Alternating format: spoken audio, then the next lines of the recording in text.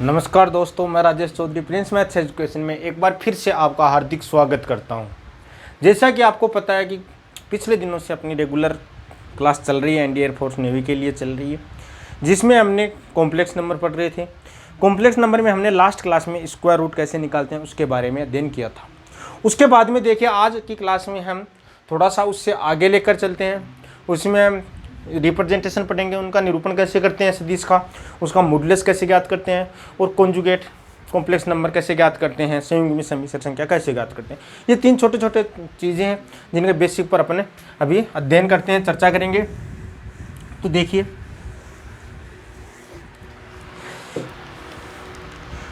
अपने पास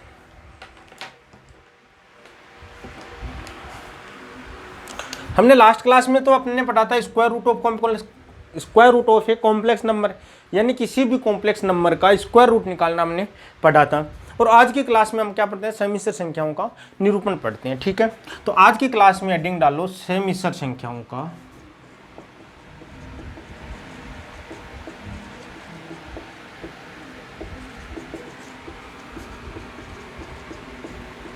निरूपण।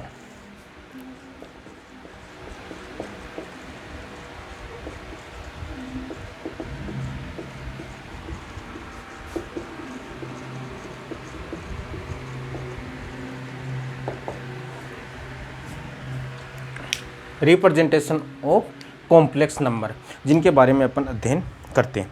तो देखिए, अपने पास कोई भी कॉम्प्लेक्स नंबर दिया हुआ z बराबर x प्लस आयोटा y, या आपके पास कोई भी कॉम्प्लेक्स नंबर दिया हुआ है, तो इसको निरूपित करने के लिए हम इसके रियल पार्ट और इमेजिनरी पार्ट को क्या मान लेते हैं, दोनों को मिलाकर एक बिंदु के बारे में सोचते हैं कि जो अपने पास एक बिंदु है, ये मान लिया हमने कि ये किसको रिप्रेजेंट करता है, अपने पास x, y को।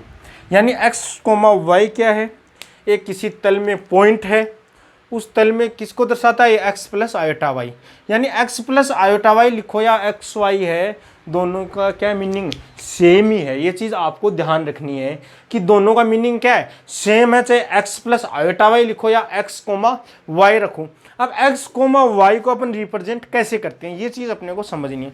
जैसे आप पहले से पढ़ते आए हो कि कोई भी पॉइंट आपके पास 2,3 है, ये पॉइंट है, इसको रिप्रेजेंट करने के लिए आप क्या करते हो, ये अपन लेते हैं x एक्सिस और ये y एक्सिस अपन लेते हैं।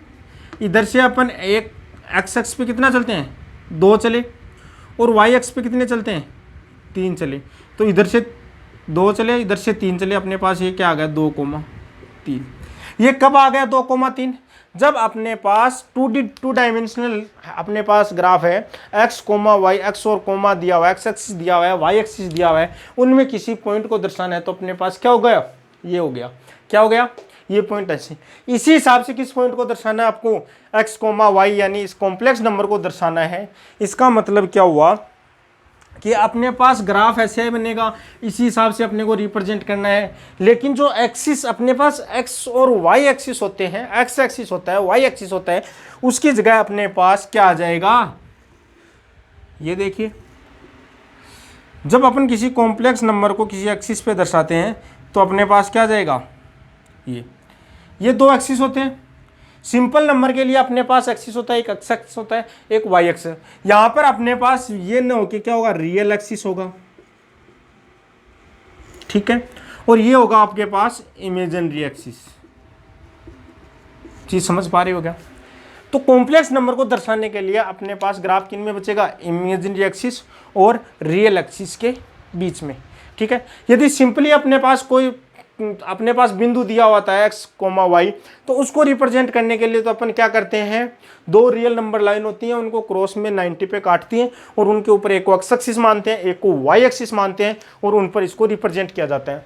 लेकिन यहाँ पे बात वो नहीं है, यहाँ पे अपने पास कॉम्प्लेक्स नंबर दिया हुआ है, ये भी एक पॉइंट का ही काम करता है, लेकिन इस पे एक्सिस कौन सा होता है, एक इमेजिनरी एक्सिस होता है, काल्पनिक एक्सिस होता है, काल्पनिक एक्स होता है, एक वास्तविक एक्स होता है, और दोनों के ऊपर उसकी स्थिति को दर्शाया जाता है। तो वो पॉइंट क्या कहलाता है, अपना कॉम्प्लेक्स नंबर का निरूपण कहलाता है कि कोई एक पॉइंट है, ये इस ग्राफ में कहाँ पर है। ठीक है, जैसे मैंने मान लिया कि ये पॉइंट यहाँ पर है P, जिसको x, y लिखा, इधर से आपके पास क्या हो गया x, और ये क्या हो गया y। चीज़ समझ पा रहे हो क्या? तो ये इसकी स्थिति क्या हो गई कि एक्स एक्सिस से तो इसकी स्थिति क्या होगी, y दूरी पर है, और x एक्सिस से स्थिति y दूरी पर है, और y एक्सिस से कितनी दूरी पर है, x दूरी पर है। या फिर इसको आप ऐसे डायरेक्ट लिख सकते हो, इसको x प्लस आयोटा y, इस रूप में भी इसको लिखा जा सकता है। चीज़ समझ पा रहे हो? ठीक है, यानी x प्लस आयोटा y है, उसको क्या लिख सकते हैं, x comma y। For example मैं यहाँ पे आपके सामने एक और एग्जाम्पल, जैसे मैंने लिखा 3 प्लस 2 आयोटा, ठीक है, तो आप इसको 3,2 लिख सकते हो डायरेक्ट, या आपके पास दिया हुआ कोई कॉम्प्लेक्स पॉइंट दिया हुआ है, कॉम्प्लेक्स नंबर का बिंदु दिया हुआ है, ठीक है, तो 3,2 का मतलब भी क्या होगा, 3 प्लस 2 आयोटा, क्योंकि ये आपके पास क्या है, रियल पार्ट ऑफ जेड है और ये इमेजिनरी पार्ट ऑफ जेड है। चीज समझ पा रहे हो क्या? समझ गए? तो ये चीज होती है आपका, इसका निरूपण होता है, और ये निरूपण करते हैं अपन, चाहे कोई भी पॉइंट दिया हुआ है उसको आप यदि इमेजिनरी पार्ट और रियल एक्सिस पे रिप्रेजेंट करते हो तो वो एक तरह से एक कॉम्प्लेक्स नंबर को दर्शाता है, क्योंकि आयोटा जहाँ पे आ गया, आयोटा आ गया, इसका मतलब ये इमेजिनरी नंबर है, इसका मतलब ये निरूपण जब होगा इसका मतलब क्या होगा कि ये इमेजिनरी एक्सिस पे ही होता है। ये चीज़ समझ पा रहे हो आप? ठीक है, अब ये जिस तल में या जिस प्लेन में ये जो निरूपण किया जाता है उसको क्या कहा जाता है, उसको कहा जाता है आर्गेंट प्लेन। क्या कहा जाता है? आर्गेंट प्लेन, आर्गेंट तल। कई जगह लिखा हुआ मिल सकता है आपको अर्जेंट तल, ठीक है। तो इसका मतलब क्या हुआ कि किसी भी कॉम्प्लेक्स नंबर का या समिश्र संख्या का निरूपण है, कहाँ पर किया जाता है, आर्गेंट तल में समिश्र संख्या का निरूपण किया जाता है। उसमें एक रियल एक्सिस होती है और एक इमेजिनरी एक्सिस होती है, जिस दोनों को किसी एक पॉइंट के रूप में दर्शाया जाता है। और यहीं से अपने पास हमने एक प्रॉपर्टी पढ़ी थी, इक्विलिटी। इक्विलिटी का मतलब यदि x प्लस आयोटा वाई ये किसके बराबर है, a प्लस आयोटा बी के, इसका मतलब x किसके बराबर, a के बराबर। क्यों लिखा था हमने? क्योंकि ये एक पॉइंट को दर्शाता है और पॉइंट कभी भी, दो पॉइंट कभी भी इक्वल है, इसका मतलब एक जगह है, इसका मतलब दो पॉइंट इक्वल है, इसका मतलब एक्स एक्स पे जो आएगा, जो रियल एक्सिस पे आएगा वही क्या आएगा, इस पे आएगा। ये पॉइंट, दोनों पॉइंट क्या होता है, सेम आते हैं, इसीलिए हम इक्विलिटी की कंडीशंस इसमें पढ़ते हैं। कभी भी इनइक्विलिटी की कंडीशन अपन इसमें नहीं पढ़ते हैं। ये चीज़ समझ में आ गई होगी। तो ये तो रहा छोटा सा निरूपण की किसी भी समिश्र संख्याओं को निरूपित कैसे किया जाता है। ठीक है, किसमें किया जाता है, आर्गेंट तल में किया जाता है किसी भी कॉम्प्लेक्स नंबर का निरूपण, रियल एक्सिस और इमेजिनरी एक्सिस पे किया जाता है। ये चीज़ समझ में आ गई होगी। जो सिंपल आप पहले से पढ़े हुए हो वही चीज़ है। अब अपन इसमें थोड़ा सा आगे लेके चलते हैं। जैसे अपन आज पढ़ते हैं समिश्र संख्या का, अपने पास संयुग्मी,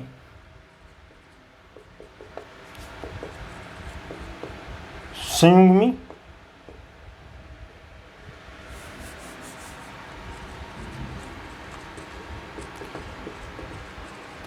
समिश्र संख्या की संयुग्मी, ठीक है, यानी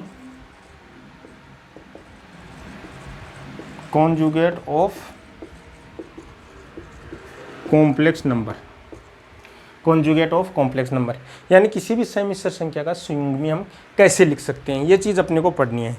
तो आप इसको समझने के लिए सीधा सा सिंपल सा मैं एग्जांपल से समझाता हूँ। आपके पास z बराबर क्या दे दिया, x plus iota y. z बराबर आपके पास क्या दे दिया, x plus iota Y.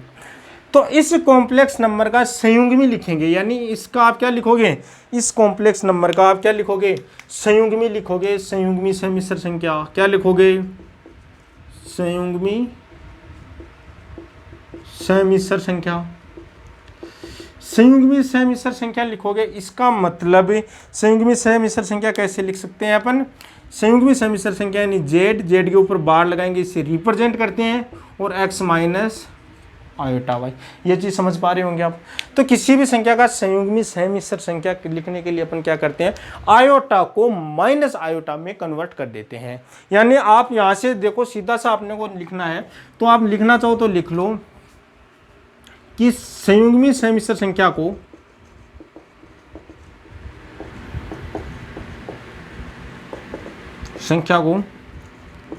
Z बार से दर्शाते हैं, ठीक है, और आयोटा की जगह माइनस आयोटा लिख देते हैं।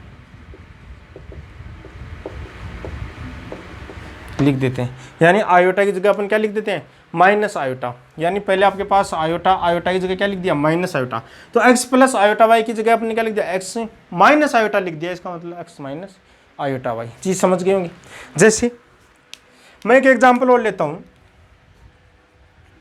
जब से आपके पास दे दिया 5 प्लस 4 आयोटा, ये अपने पास z की वैल्यू दे दी, ठीक है। आपके पास z बार पूछा, इसका मतलब क्या हो जाएगा 5 आयोटा की जगह माइनस आयोटा, इसका मतलब 4 आयोटा, आयोटा की जगह माइनस आयोटा, इसका मतलब क्या आएगा, माइनस आयोटा। ये इसकी संयुग्मी, और संयुग्मी को रिप्रेजेंट किससे करते हैं, z बार से। ये तो सिंपल संयुग्मी के बारे में अध्ययन हो गया, ठीक है। अब इसमें कुछ है कि इसके प्रॉपर्टी है, ये चीज़ समझ में आ गई होगी। देखिए आगे संयुग्मी के बारे में क्या दिखा सकता है।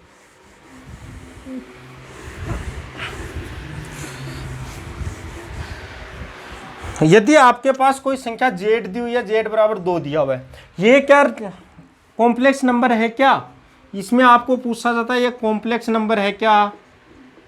दूसरा ये पूछा जाता है ये रियल नंबर है क्या। तो देखिए ये रियल नंबर भी है और ये कॉम्प्लेक्स नंबर भी है। कॉम्प्लेक्स नंबर क्यों है, क्योंकि इसको आप लिख सकते हो 2 प्लस 0 आयोटा, इसका मतलब ये कॉम्प्लेक्स नंबर भी है। इसका मतलब क्या हुआ, कॉम्प्लेक्स नंबर भी है। लेकिन यहाँ पे मेरा समझाने का मतलब इतना ही है कि जेड के ऊपर बार लगाएंगे तो कोई फर्क पड़ेगा क्या, तो भी क्या आएगा 2 ही आएगा। कोई फर्क पड़ेगा क्या, नहीं पड़ेगा। इसका मतलब आपके पास ये प्रॉपर्टी फर्स्ट आ गई, जेड इक्वल टू जेड बार, यदि जेड क्या हो, pure real number, pure real हो, ठीक है। तो जेड क्या हो, प्योर रियल हो, यानी जेड क्या हो, प्योर रियल है। इसका मतलब क्या हुआ कि इमेजिनरी पार्ट ऑफ जेड क्या आता है, 0 है। तो आपके पास क्या हो जाएगा, जेड इक्वल टू आर है, यानी जेड सिर्फ और सिर्फ आर है। इसी हिसाब से आप दूसरी प्रॉपर्टी अपन देखते हैं। तो देखिए अब इसकी प्रॉपर्टी पे अपन थोड़ा सा अध्ययन करते हैं। ये तो एक सिंपल प्रॉपर्टी थी जिसके बारे में कोई खास नहीं है, तो मैंने अलग से नहीं लिखाई। अब अपन थोड़ी सी अपन अलग से डिटेल से प्रॉपर्टी के बारे में अध्ययन करते हैं, ठीक है। तो अपन गुणधर्म, अपन गुणधर्म पढ़ेंगे तो कैसे पढ़ेंगे, देखिए आपके पास कोई भी दो कॉम्प्लेक्स नंबर दिए हुए हैं। पहली प्रॉपर्टी देखिए, जेड के ऊपर बार है और इसके ऊपर फिर से बार लगा दिया, इसका मतलब ये किसके बार बराबर आ गया, जेड के बराबर। क्यों आया ये चीज देखिए, जेड बराबर X plus iota Y, Z bar बराबर X minus iota Y, minus से मल्टीप्लाई कर दिया, चीज समझ गए। फिर आयोटा की जगह माइनस आयोटा रखेंगे, जेड बार के ऊपर बार एक्स माइनस पहले से माइनस आयोटा इंटू वाई, तो वापिस एक्स प्लस आयोटा वाई, यानी ये चीज वापस क्या आ गई, ये आ गई। इसका मतलब जेड के बार के ऊपर बार लगाएंगे, इसका मतलब वो किसके बराबर आएगा, जेड के बराबर। ये चीज आप सबको समझ में आ गई होगी। किसी को कोई डाउट है क्या, बोलो, किसी को कोई डाउट है क्या, नहीं है। उसके बाद में दूसरी चीज अपन देखते हैं। दूसरी प्रॉपर्टी अपन क्या देखते हैं, दूसरी property, Z plus Z bar बराबर 2 real part of Z, Z plus Z bar बराबर 2 रियल पार्ट ऑफ जेड। तो इसके बारे में भी अपने पास दो चीज मैं साथ लेके चलता हूं, एक तो ये प्रॉपर्टी है और एक तीसरी प्रॉपर्टी है, जेड माइनस जेड बार बराबर 2 iota imaginary part of Z. ये चीज समझ गए। ये दोनों, इसके बारे में भी आपको बताता हूं। सिंपली आपको याद रखना है, देखो कुछ भी आपको रटने की जरूरत नहीं है। यदि आपके कॉन्सेप्ट क्लियर है, ये चीज समझी हुई है, तो आपको कोई भी ज्यादा दिक्कत नहीं आएगी। कैसा भी क्वेश्चन आ जाए उसको आप तोड़ मरोड़ के वापस किसमें, इसमें ही कन्वर्ट कर लोगे और इसमें आपको अप्लाई कर देगा, ठीक है। तो देखो बच्चों, इसमें घबराने की जरूरत नहीं है। जैसे मैं इसको ही आपको एक्सप्लेन करता हूँ इन दोनों को। जैसे मैंने z1 बराबर दे दिया x1 plus iota x plus iota y, और जेड बार बराबर क्या होगा, एक्स माइनस आयोटा वाई। अपने पास देखिए एक बार तो जेड प्लस जेड बार, मतलब दोनों का योग करना है, दोनों का योग। हमने क्या किया, दोनों को योग किया। योग किया मतलब अपने पास इससे ये कैंसिल हो जाएगा, तो ये अपने पास क्या हो जाएगा, 2x। x क्या है? Real part of z। तो ये अब गया अपने पास z प्लस जेड बार क्या होगा? 2x real part of z। दूसरी चीज, एक बार आपको क्या करना है, इसका अंतर करेंगे मतलब अंतर, तो अपने पास क्या जाएगा, ये तो अपने पास बच जाएगा और ये अपने पास कैंसिल हो जाएगा। तो आपके पास क्या जाएगा? 2 iota imaginary part of 2 iota y आ जाएगा, या फिर 2 iota imaginary part of z। ये चीज़ समझ गए होंगे। किसी को डाउट? यदि कोई भी डाउट हो तो आप आसानी से बोल सकते हो। चीज़ समझ गए? ये तो अब बात रही इसकी अपने पास। इसी हिसाब से अपन दूसरी आगे प्रॉपर्टी करते हैं। 2 प्रॉपर्टी हो चुकी है, 3 हो गई अपने पास। उसके बाद में अपन आगे वाली प्रॉपर्टी है वो देख के चलते हैं अपन, ठीक है। तो आगे वाली प्रॉपर्टी अपन लेके चलते हैं, नंबर 4 प्रॉपर्टी अपन लिखते हैं z इंटू जेड बार। यानी अपन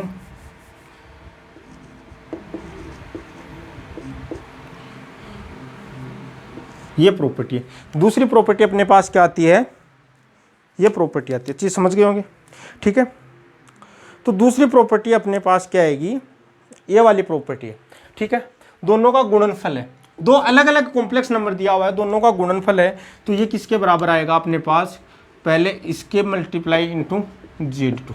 ये चीज़ समझ गए। 5वीं प्रॉपर्टी अपने पास आती है z1 बट्टे z2 के ऊपर, पूरे के ऊपर बार है, इसको z1 के ऊपर बार और z2 के ऊपर बार, ऐसे अलग अलग लिख सकते हैं। 6ठी प्रॉपर्टी अपने पास आती है z1 प्लस z2, योग के लिए भी ले लेते हैं, पूरे पे बार है तो z1 बार प्लस z2 बार। नंबर 7 पे आपके पास आती है z1 माइनस z2, कंप्लीट पे बार है तो z1 बार माइनस z2 बार। ये चीज़ समझ गए होंगे। किसी को कोई डाउट है क्या? एक प्रॉपर्टी और अपने पास आती है z बार की पावर n है, इसको क्या लिख दो? z की पावर n के ऊपर बार लगा दो, कैसे भी लिख दो, इसको कोई फर्क नहीं पड़ता। इस सब का जो प्रूव जो मैंने पहले आपको कराया है वैसे ही प्रूव है। सिंपल प्रॉपर्टी है जो आपको पता है। आप यदि करना चाहो तो आप आसानी से कर सकते हो। जैसे आपके सामने ये प्रॉपर्टी है छोटी सी, इसको मैं करके दिखाता हूँ, ठीक है। जैसे उसी हिसाब से आप सब कर लेना।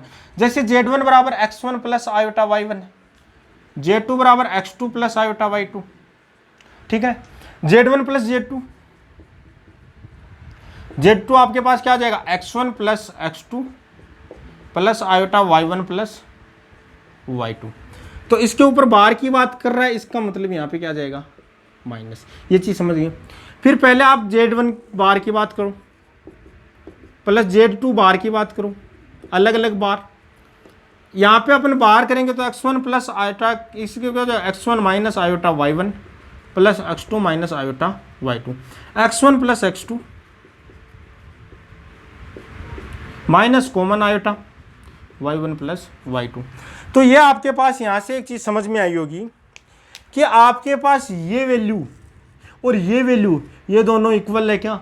ये इक्वल है क्योंकि ये देखो दोनों इक्वल आ रही है, इसका मतलब ये प्रॉपर्टी इसको सेटिस्फाई करती है। इसी हिसाब से ये प्रॉपर्टी, इसी हिसाब से ये। बाकी का अभ्यास आप करना, सिंपल क्वेश्चन है, कोई भी आपको डाउट नहीं होना चाहिए। ये चीज़ समझ में आ गई क्या? उसके बाद में देखिए, ये तो सिंपल प्रॉपर्टी किसकी हुई? इसकी। एक तो ये एक छोटी सी प्रॉपर्टी और अपन देख लेते हैं इसकी, वो क्या है? सिंपल प्रॉपर्टी है, देखो इसी हिसाब से 7 हो गई थी तो 8 लिख लो, 8 हो गई तो 9 लिख लो। z बार के ऊपर इन्वर्स कर दो या z इन्वर्स लेके फिर बार कर दो। यानी कुल मिला के बात यह है कि किसी भी कॉम्प्लेक्स नंबर का या तो पहले इन्वर्स कर लो और उसके बाद में उसका कॉन्जुगेट ले लो, और या फिर पहले कॉन्जुगेट ले लो और फिर इन्वर्स कर लो। वो आपकी इच्छा है कि आपको किस हिसाब से जो क्वेश्चन का आंसर है वो क्या आएगा, सेम ही आएगा, उसमें कोई भी डाउट नहीं है। ये चीज़ समझ गए होंगे। तो ये आप संयुग्मी कैसे लेते हैं, कॉन्जुगेट कैसे लेते हैं, ये चीज़ आप समझ गए होंगे। किसी को कोई डाउट हो तो आप ज़रूर कमेंट सेक्शन में या मेरे टेलीग्राम चैनल पे आप अपना जो भी डाउट है उसको आप भेज सकते हैं, आपके पास तुरंत उसका सॉल्यूशन मिल जाएगा। ये चीज़ समझ गए होंगे। उसके बाद में देखिए अपन कॉम्प्लेक्स नंबर की जो आगे का जो एक छोटा सा टॉपिक है उसके बारे में पढ़ते हैं, वो है मॉड्यूलस। वो क्या है? मॉड्यूलस। मॉड्यूलस मतलब मापांक। मापांक के बारे में अध्ययन करते हैं। यानी किसी कॉम्प्लेक्स नंबर का मापांक क्या होता है उसके बारे में अपन इसमें अध्ययन करते हैं। सबसे पहले तो अपने पास बात क्या आती है कि मापांक होता क्या है, मापांक का मतलब क्या होता है, वो चीज अपन समझते हैं। तो मापांक का मतलब क्या होता है, मापांक का जो मीनिंग होता है वो होता है origin from distance, origin from distance, यानी किसी भी मूल बिंदु से, यानी मूल बिंदु से किसी भी मूल बिंदु से उस पॉइंट की जो स्थिति है उसके बीच की जो डिस्टेंस है वही क्या कहलाता है, किसी भी संख्या का मापांक कहलाता है, मॉड्यूलस कहलाता है। जैसे मैं आपके सामने एक एग्जांपल देता हूं, जैसे मैं आपसे पूछना चाहता हूं, देखो बच्चों ये मैंने लिया 0, ओरिजिन ले लिया 0, यहाँ पे 1 2, यहाँ पे भी मैंने -1 -2, यहाँ पर किसी को कोई डाउट है क्या? मेरे हिसाब से कोई डाउट नहीं है, ठीक है। यहाँ पे आपने कितनी दूरी चली, ये दूरी यहाँ से यहाँ तक कितनी दूरी चली 2, ये यहाँ से यहाँ कितनी दूरी चली, आप बोलोगे कि -2। अरे भाई मेरे लाल, ये मैंने -2 नहीं चली है, मैंने दूरी कितनी चली, सिर्फ 2 ही चली है। इसका मतलब ये क्या है, तो क्या डिस्टेंस को दर्शाता है। आपने कभी भी पढ़ा है क्या कि मैंने -4 किलोमीटर चला, मैंने -5 किलोमीटर? अरे वो आपको प्लस और माइनस आपको ओरिजिन से डिस्टेंस बता रहा है, आपको दिशा बता रहा है, दिशा का ज्ञान करा रहा है, जबकि आपकी ओरिजिन से डिस्टेंस तो दोनों क्या दो यूनिट ही है। और ये मोड है, ये किसी भी नेगेटिव राशि को क्या करता है, पॉजिटिव में लाने का काम करता है, यानी ये डिस्टेंस की बात करता है, ठीक है। मूल बिंदु से डायरेक्ट दूरी क्या है उसके बारे में अपने को मोड बताता है, ठीक है। अब देखिए अपन कॉम्प्लेक्स नंबर का मॉड्यूलस कैसे ज्ञात करते हैं। सीधा सा आपके पास कोई भी कॉम्प्लेक्स नंबर आपके पास दिया हुआ, z बराबर दे दिया आपके पास x प्लस आयोटा y, इसको आपको ये पता है कि इसको मैं कैसे दर्शाता हूं, मैंने कोई बिंदु ले लिया p x, y, इसका मतलब क्या है x प्लस आयोटा y बराबर z, यही तो मतलब है। क्या है, क्योंकि हमने पहले इसके निरूपण में हमने अध्ययन किया था, इस चीज का बहुत अच्छे से अध्ययन किया है कि ये पॉइंट को दर्शाता है, पॉइंट x, y है। इस पॉइंट को दर्शाने का मतलब आपके पास ये तो क्या आपका पास रियल एक्सिस, ये आपके पास क्या आ गया इमेजिनरी एक्सिस, चीज समझ गए क्या? अब यहां से देखिए पॉइंट x, y है, इसका मतलब क्या हुआ कि इधर से x अक्ष पे ये x चलता है और y अक्ष पे y चलता है, यानी इधर तो y दूरी तय की इसने और ये x दूरी। जबकि आपके पास क्या बोलता है, आपके पास अपने को पता है कि मॉड्यूलस क्या बोलता है, ओरिजिन से डिस्टेंस। तो ओरिजिन से ये डिस्टेंस, ये ओरिजिन इसका x पॉइंट है, तो इससे डिस्टेंस क्या है, ये डिस्टेंस मतलब ओपी डिस्टेंस की बात कर रहा है। जो ओपी डिस्टेंस है वही इसका क्या होगा, मॉड्यूलस होगा। ओपी डिस्टेंस ही क्या होगा, मॉड्यूलस होगा। तो ओपी डिस्टेंस की बात करते तो अपने पास ट्राइंगल, अपने पास जैसे ये बन गया, ये P है, ये A, तो अपने पास ट्राइंगल बन गया OAP। ट्राइंगल OAP में देखो, ट्राइंगल OAP में आपके पास देखिए OP स्क्वायर बराबर x square plus y square, यानी आधार का स्क्वायर प्लस लंब का स्क्वायर।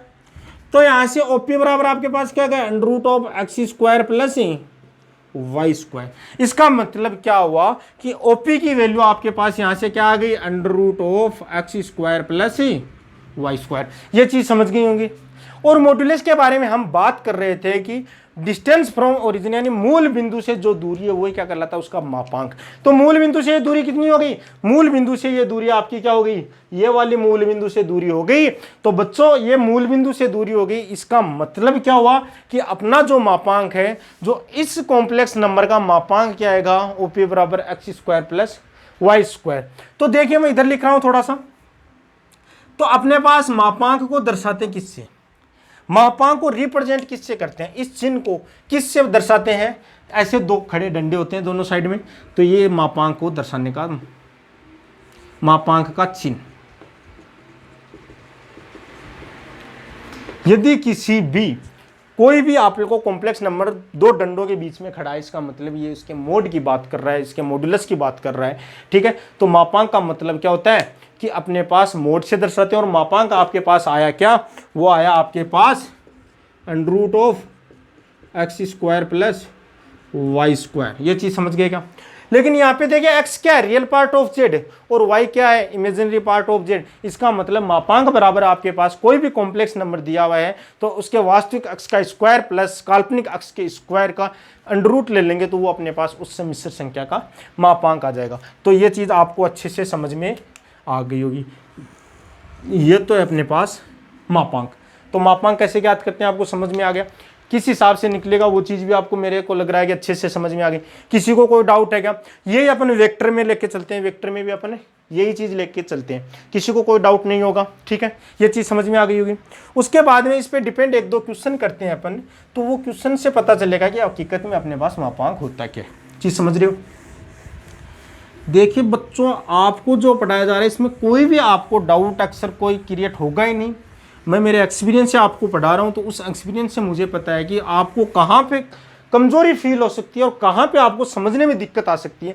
उस चीज़ को मैं पहले से बहुत ही जोर देके और स्पेशली उसको टारगेट करके आपको पढ़ाता हूँ, ठीक है। तो आपको कोई दिक्कत आएगी नहीं। जैसे क्वेश्चन लिखो, एक क्वेश्चन लिखो, मैंने लिख दिया 3 + 4 आयोटा, z बराबर मैंने लिख दिया 3 + 4 आयोटा, तो find the value of mode z। तो find the value of mode z, यानी अपने को गिवन द दिया हुआ है, given the z = 3 + 4 iota, so find the value of mode z, ठीक है। यानी अपने को ये z दिया हुआ, z बराबर 3 + 4 आयोटा, और आपको क्या ज्ञात करना है, इसका क्या ज्ञात करना है, मॉड्यूलस ज्ञात करना है, मोड ऑफ z ज्ञात करना है। तो मोड ऑफ z ज्ञात करने के लिए देखिए मेरे प्यारे बच्चों, आपके सामने क्या है, मोड ऑफ z का मतलब क्या है, आपके पास स्टैंडर्ड रूप में मैं लिखता हूं x + y, x² + y²। ये कब है, जब अपने पास z बराबर क्या है, x + आयोटा y। यहां पर x की वैल्यू क्या है 3 और y की वैल्यू क्या है 4, आयोटा का कोई रोल नहीं है। तो यहां पर आपको ये चीज तो आप समझ गए होंगे। तो आपके पास यहां से z बराबर क्या आ गया, मोड ऑफ z बराबर क्या होगा, √3 का स्क्वायर प्लस 4 का स्क्वायर बराबर 3 का स्क्वायर 9 प्लस 4 का स्क्वायर 16 इक्वल टू अपने पास क्या होगा, √25, और √25 बराबर आपके पास क्या होता है 5। तो मोड ऑफ z का मान क्या आ गया आपके पास 5। ये चीज़ समझ गए होंगे। किसी को कोई डाउट है क्या, तो ये चीज़ आप समझ पा रहे हो कि मोड निकालने के लिए अपन क्या करेंगे, real part of z plus imaginary part of z करेंगे तो अपने पास क्या आ जाएगा, उसका मोड आ जाएगा। तो यहाँ तक तो कोई दिक्कत नहीं है। लेकिन यहाँ पर एक चीज़ और पूछना चाहता हूँ मैं, जैसे एक क्वेश्चन और लिखता हूँ, एक अच्छा सा क्वेश्चन लिखता हूँ मैं, बड़ा सिंपल क्वेश्चन है। और आपके एनडीए एयरफोर्स में तो बिल्कुल सिंपल डायरेक्ट ऐसे क्वेश्चन आते हैं। एनडीए में कुछ एक लेवल के क्वेश्चन आते हैं, उसका अध्ययन अपन करेंगे। जैसे आगे जो क्लास आएगी कंप्लीट सिलेबस होने के बाद में क्वेश्चन का अप्रोच, यानी क्वेश्चन पे कैसे अप्रोच लगाते हैं, कैसे हाई लेवल के क्वेश्चन लेके जाते हैं, उसके लिए अपन क्विज के रूप में करेंगे, ठीक है। तो देखिए मैंने एक क्वेश्चन और लिखा, क्वेश्चन नंबर 2 मैंने लिखा जो z बराबर, जैसे मैंने ये लिखा, पहले वाला क्वेश्चन ही लिख दिया -4 आयोटा। पहले क्या था, z बराबर 3 + 4 आयोटा, और अब क्या है, z बराबर -4 आयोटा, ठीक है, 3 - 4 आयोटा। तो इसमें घबराने की जरूरत नहीं है, क्योंकि आपके पास मोड ऑफ z की वैल्यू आपके पास क्या आएगी, आपको पता है √3 का स्क्वायर प्लस, आपको बोला था कि imaginary part of x axis, हमने प्रॉपर्टी किसके लिए पढ़ी थी, z बराबर x + आयोटा y। अरे मान लो यहाँ पे प्लस बनाएंगे तो -4 के साथ ले लो, फिर भी स्क्वायर है, कोई फर्क पड़ेगा क्या, कोई फर्क नहीं पड़ेगा। इसलिए यहाँ पे आप डायरेक्ट 4 का स्क्वायर कर लो, तो यहाँ पे भी मोड ऑफ z की वैल्यू क्या आएगी 5। ये चीज़ समझ में आ गई क्या, किसी को कोई डाउट है तो बोलिए, किसी को कोई डाउट है क्या। मेरे हिसाब से किसी को कोई डाउट नहीं है कि किसी भी कॉम्प्लेक्स नंबर का मोड हम कैसे ज्ञात करते हैं, किस हिसाब से कॉम्प्लेक्स नंबर का मोड ज्ञात किया जाता है। ये चीज़ आपको समझ में आ गई होगी, किसी को कोई डाउट नहीं है। तो आगे देखिए, आगे अपन मॉड्यूलस के जो प्रॉपर्टीज हैं कुछ एक प्रॉपर्टी है वो अपन उनका अध्ययन करते हैं, ठीक है। मॉड्यूलस की जो प्रॉपर्टी है उनका अध्ययन करते हैं, ठीक है। तो प्रॉपर्टीज,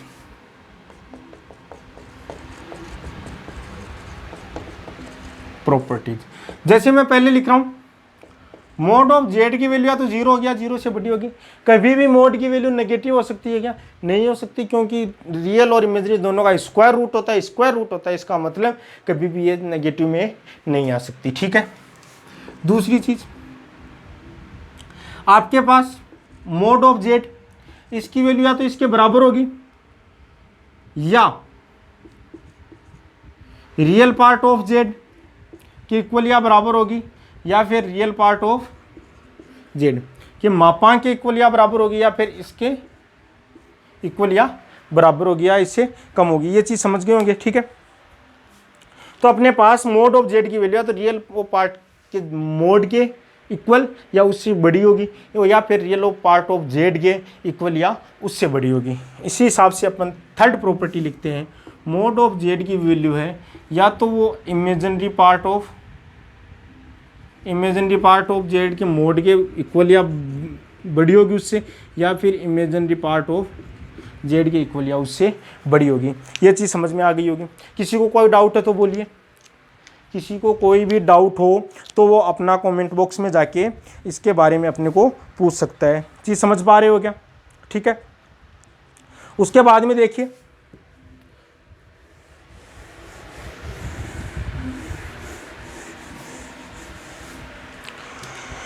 एक अच्छी प्रॉपर्टी है, उसके बाद में fourth property, mode of Z, वो मोड ऑफ माइनस जेड, ये बराबर होगा जेड बार के बराबर होगा, ठीक है।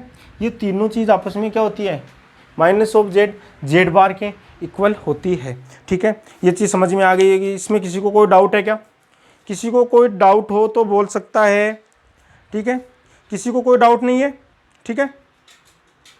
उसके बाद में देखिए, उसके बाद में अपने पास आता है फिफ्थ प्रॉपर्टी आती है Z1 इंटू Z2 का मोड, या फिर इसको ले लो आप Z1 का मोड इंटू Z2 का मोड।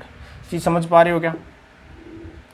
या फिर आपके पास Z1 अपॉन Z2 दोनों पे मोड है, तो इसको Z1 को अलग ले लो और Z2 को अलग ले लो, यानी अलग अलग तोड़ के भी आप मोड ले सकते हो। या फिर आपके पास Z की पावर n का मोड है, या फिर Z की मोड की पावर n कर लो।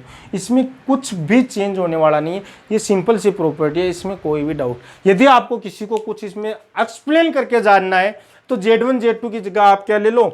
Z1 Z2 की जगह ले लो x1 प्लस आयोटा y1, या तो Z1 ले लो, और x2 प्लस आयोटा y2, ये क्या ले लो? Z2। फिर इसमें पुट करके देख लो, एक बार अलग अलग मोड निकाल के देख लो, एक बार एक साथ मोड निकाल के देख लो, दोनों का आंसर अपने पास क्या आएगा? सेम। किसी को कोई डाउट है क्या? नहीं है। एक प्रॉपर्टी है जिसका यूज अक्सर एनडीए में क्वेश्चन आते हैं, वो उस प्रॉपर्टी पे बेस्ड क्वेश्चन आ जाते हैं, और डायरेक्ट भी प्रॉपर्टी पूछी जा सकती है, ठीक है। जैसे प्रॉपर्टी आपके पास क्या होती है? जेड इंटू जेड बार बराबर क्या होता है आपके पास? मोड ऑफ जेड का square. Z into Z bar बराबर अपने पास क्या होता है? मोड ऑफ जेड का स्क्वायर, ठीक है। क्योंकि हमने लास्ट क्लास में आपने क्या पढ़ा था, इसका प्रूफ मैं आपको बता देता हूं कि जेड इंटू जेड बार हमने पढ़ा था x square plus y square, जबकि मोड ऑफ जेड की वैल्यू क्या होती है? X square plus y square का अंडर रूट। तो मोड ऑफ जेड का स्क्वायर अपने पास अंडर रूट हट जाएगा, तो आपके पास क्या आएगा? X square plus y square. ये चीज़ समझ में आ गई होगी। इसका मतलब ये चीज़ अपने पास क्या है? सेम है। लेकिन यहाँ पे ये तो अपने पास प्रूव हो गया कि कैसे आई, लेकिन एक बार क्वेश्चन पूछा जाता है कि यदि, अगली प्रॉपर्टी लिख लो, यदि मोड ऑफ जेड बराबर 1 हो तो Z equal to 1 upon Z bar. बहुत ही इंपॉर्टेंट प्रॉपर्टी है, या फिर इसको लिख सकते हैं जेड इंटू जेड बार बराबर 1। ये क्वेश्चन भी अक्सर पूछा जाता है, क्वेश्चन के ऊपर अप्लाई करते हैं अपन, इस क्वेश्चन को अप्लाई करते हैं, क्वेश्चन पर अप्लाई करने के लिए एक प्रॉपर्टी बन जाती है, तो इसको भी आप अच्छे से ध्यान रखिए, ठीक है। तो ये तो अपने पास मॉड्यूलस पे क्वेश्चन हुए और मॉड्यूलस की कुछ एक प्रॉपर्टी हुई। चीज़ समझ रहे हो? इसमें किसी को कोई डाउट है क्या? तो देखिए अपने को ये चीज़ समझ में आ गई कि अपने को कैसे मॉड्यूलस निकालना है, कैसे अपने को संयुग्मी कॉन्जुगेट निकालना है और कैसे मॉड्यूलस पे क्वेश्चन अपने को सिंपली करने हैं। ठीक है, तो आज की क्लास के लिए अपन इतना ही पढ़ते हैं। बाकी आपको किसी भी प्रकार का कोई डाउट हो तो मेरा टेलीग्राम पे क्या है, मेरा देखो टेलीग्राम है, टेलीग्राम पे अपने डाउट भेज सकते हो। टेलीग्राम पे डाउट भेज सकते हो, Prince math education.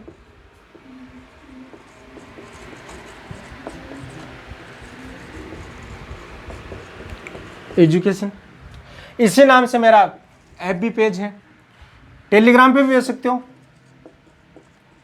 FB page में किसी पर भी आप अपना डाउट भेज सकते हो, आप कोई अपना क्वेश्चन भेज सकते हो जिसमें आपको दिक्कत आ रही है, उन सब का आपको तुरंत सॉल्यूशन मिल जाएगा। फिर भी आपका दिक्कत आ रही है तो आपको यहीं पे मैं क्लास में आके आपको वो चीज़ समझा दूंगा। चीज़ समझ पा रहे हो?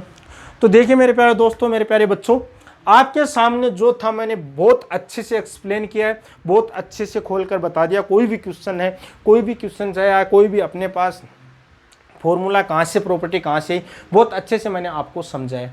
फिर भी आपको यदि फिर भी आपको यदि कोई दिक्कत आ रही है, कोई प्रॉब्लम आ रही है तो कमेंट सेक्शन में जाके आप अपना कमेंट कीजिए और बताइए कि हमारे को ये दिक्कत आ रही है, उस पर आपको और समझाया जाएगा। यदि आपको मेरा वीडियो अच्छा लगा तो इसको लाइक कीजिए, और अच्छा लगा तो इसको लाइक तो करना ही करना है। उसके बाद में यदि आप चैनल पे नए हैं तो इसको सब्सक्राइब भी करना है, ताकि आगे आने वाले वीडियो का नोटिफिकेशन आपके पास सबसे पहले पहुंच जाएगा। ठीक है, और उसको ज़्यादा से ज़्यादा शेयर कीजिए ताकि आप जैसे भाई लोगों सभी को इस चीज़ का फ़ायदा मिले और आगे से आगे सब अपनी पढ़ाई को कंटिन्यू रख सकें। आज के लिए इतना ही, धन्यवाद, जय हिंद।